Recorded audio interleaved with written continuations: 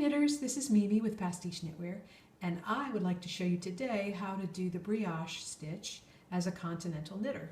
Now I've cast on 9 stitches for my little sample piece here, and I'm going to begin with the first and last 2 stitches are going to be a garter stitch, and we're going to work the brioche in the center of those 5 stitches. So let's go ahead and get started. And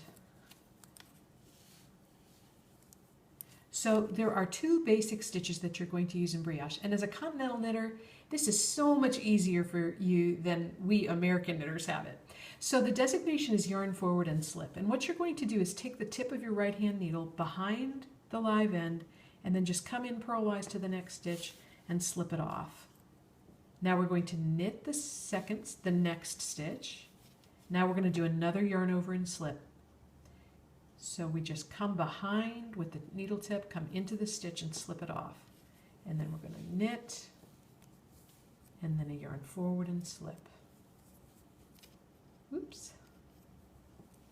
Hey, can you tell that I'm usually an American knitter? Ha! I'm doing this all for you so you can see this, friends.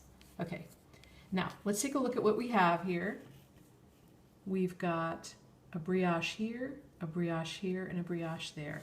You can see it. They are paired stitches. So the yarn over, when we do the yarn over slip, that yarn over comes over the top and it pairs up with another single stitch. Now this doubled or paired stitch is what's considered the brioche stitch. You'll see that they alternate with a single stitch that looks like a purl stitch. So the general rule of thumb on brioche is whenever you see a brioche stitch, you're going to knit it. Whenever you see a single stitch, you're going to do a yarn forward and slip. Now that's if you're doing just plain brioche, single color, working it flat. Okay, this is just sort of basic stuff. So let's do our second row here. And okay, so the first stitch that we encounter here is a brioche. Now you're going to see the abbreviation of brioche as BRK, and a lot of people call that bark. And it just means you're going to knit the brioche stitch. That's all you ever do, is knit it.